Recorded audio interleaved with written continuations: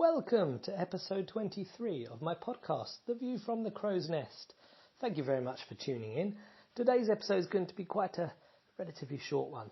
I'm going to start with how I'm feeling right now, which I don't usually do so much, but hey, it's that day. And then I'm going to tell a funny anecdote, which will, I think you'll find interesting and amusing, but also potentially has an interesting twist, who knows. So I'm feeling pretty low today. I've got to say I'm feeling in a bit of bad mood. The last 3 days I've been working but focused on admin, really crappy, boring admin tasks. And the previous 2 weeks to that, if you've been listening to the podcast, I've been helping out my brother launch a new business that he just launched. And it wasn't something I wanted to get involved in, but he asked, and it's my brother, and I've got a certain skill set in certain areas that I could help him with. So I did. And the problem was, it's really been to the detriment of my main focus. Now, again, if you've been listening to the podcast, you'll know that I have this mantra that I've been kind of building over the last month, and it's been working really well, which is done by one, then fun. Meaning I've done all my work by about 1 o'clock in the afternoon, and then I'm having the afternoon, I say off. I may still work, but also I might take the kids out, I might go, do something relaxing, and just took the pressure off myself, and it's been working really well. And the focus of my Done by One is to focus on one project, the most important project that I've got on at the moment, that I've deemed the most important, and really bring that through to completion. And that project at the moment is Grip the Sky Experience. Grip the Sky is an EP of mine, and I wanted to release it, but I wanted to release it in a way that people hadn't seen before, do something a bit different, do something a bit cool. And so I'm putting together the Grip the Sky Experience.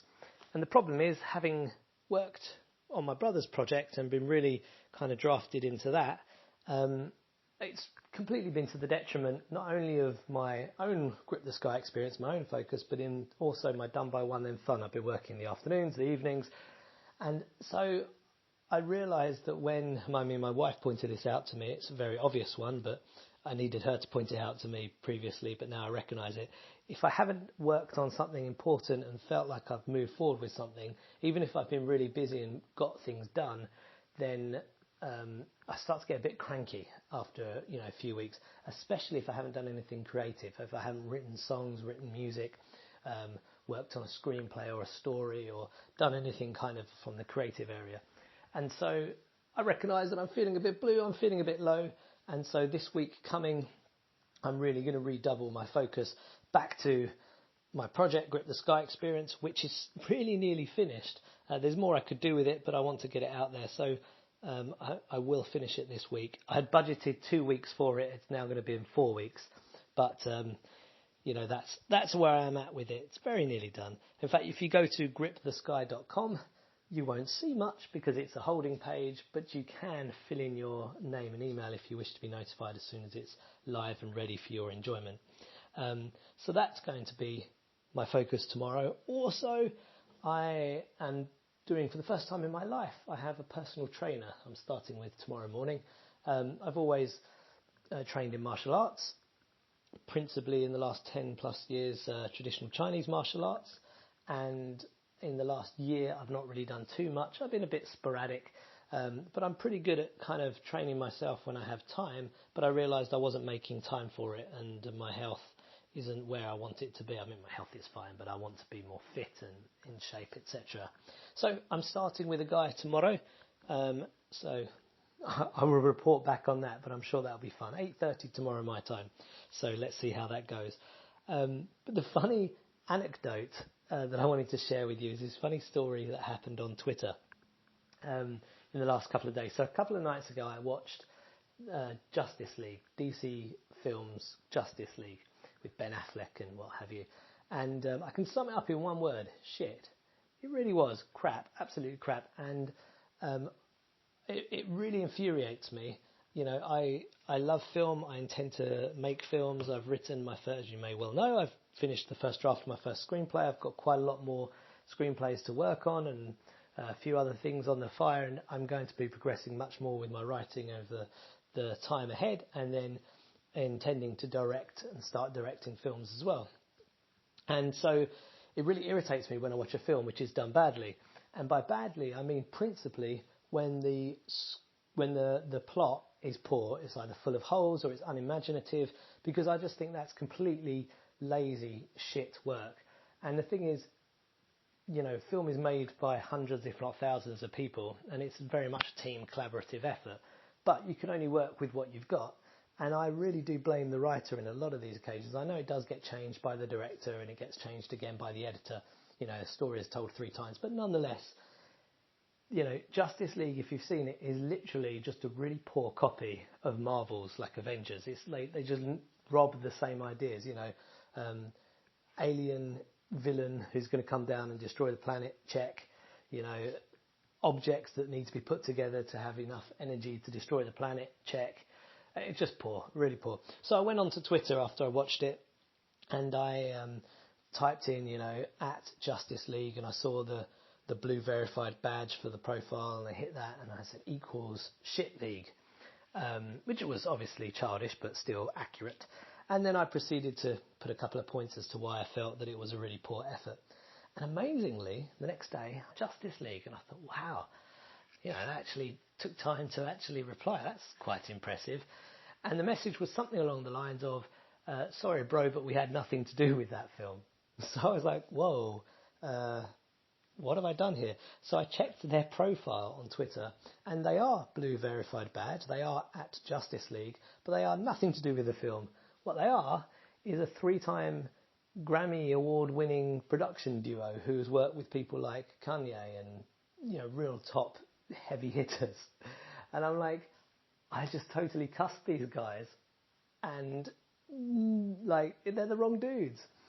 Thankfully, they'd come back with a kind of a smiley face, and I thought, oh, okay, they got a bit of humour about it, which was nice. They saw that it wasn't intentional. So I put another post up to apologise to them publicly and say, yeah, sorry dudes, wrong guys, blah, blah, blah, blah. And then I thought I'd be a bit cheeky, and I said, I'll happily make it up to you by, collaborating on a track. I've got mad guitar skills, bit of comedy. Although I do have mad guitar skills. But, and then they replied, yeah, sure. Now, I'm pretty sure they didn't mean, yeah, let's do this. But I thought, you know what, screw it. So I sent them a DM with a link to a track, a song which, if you're in the Lad, which is my private members club, you will have heard. It's called The Way You Dance, or You Thrill Me, The Way You Dance. And it's kind of like a Britney Spears in her prime featuring Pharrell Williams kind of tune. It's a cool pop kind of club tune, and it's got huge potential in the right hands with the right female lead singer, etc. So I thought, screw it, I'll send it through to them. Now, they haven't replied to that, and they probably won't reply. I doubt they'll listen to the track, even if they do reply. But what they did do, amazingly enough, is follow my profile afterwards, which I thought was really cool. I mean, they're following a few people, but not too many. These are guys who've got, 150 or 750,000 followers or something. They're proper, and they're industry proper guys. So the moral of the story is twofold.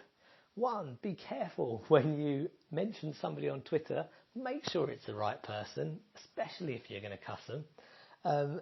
And number two, and kind of more importantly, it just shows that you can get the attention of people if you approach it in the right way. Now, mine was obviously a complete shambolic error, but at the same time, if I was very clever and had pre-thought this through as a musician or as a producer, maybe that's the angle I would have taken in order to get the attention of these Grammy award-winning producers and go, hey guys, actually, sorry, wrong guys, but we should collaborate. But basically, it just goes to show that you can reach out to people, and people are just people. They're normal human beings, and if they find something interesting, or if they find it funny, or if whatever the response is to the message, the type of message you send, you can get hold of people. And I just think that's the most, and start a dialogue. And I just think that's one of the most exciting things, about the world that we live in, is how accessible the previously inaccessible people are. And therefore, if you've got an idea, if you've got something that you want to progress, propel, take to market, etc., then sometimes it could be as simple as sending a tweet, sending a message, reaching out, popping an email. And definitely, I know this from a business point of view, But personally, it's much more challenging. And what I mean by that is, before I quit my job 7-8 years ago, my last job, which I'd been in that type of work for about 10 years, to start my own business and what have you, I was in advertising sales, and I did a hell of a lot of initially cold calling and then cold emailing because it worked really well. And I had no problem finding the CEO of whatever company and emailing them and, moving the conversation forward, because it was simply business and it wasn't my business, and that was fine. But as soon as it becomes something personal, either your own business, like the company that I have, UK Open Mic, where it's still business to business operations, or if it's personal in terms of, even more so if it's in terms of art, then it becomes a lot more challenging, even for me, to reach out to people, because you're really putting yourself on the line. You're exposing yourself. What if people think it's shit? What if they think it's crap? What if someone thinks that the art that you're trying to share is the equivalent of Warner Brothers' Justice League, which is shit?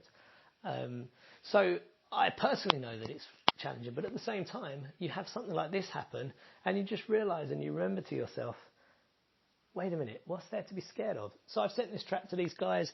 They may probably not listen to it, or they may listen to it and go, yeah, not for us, that's shit, whatever.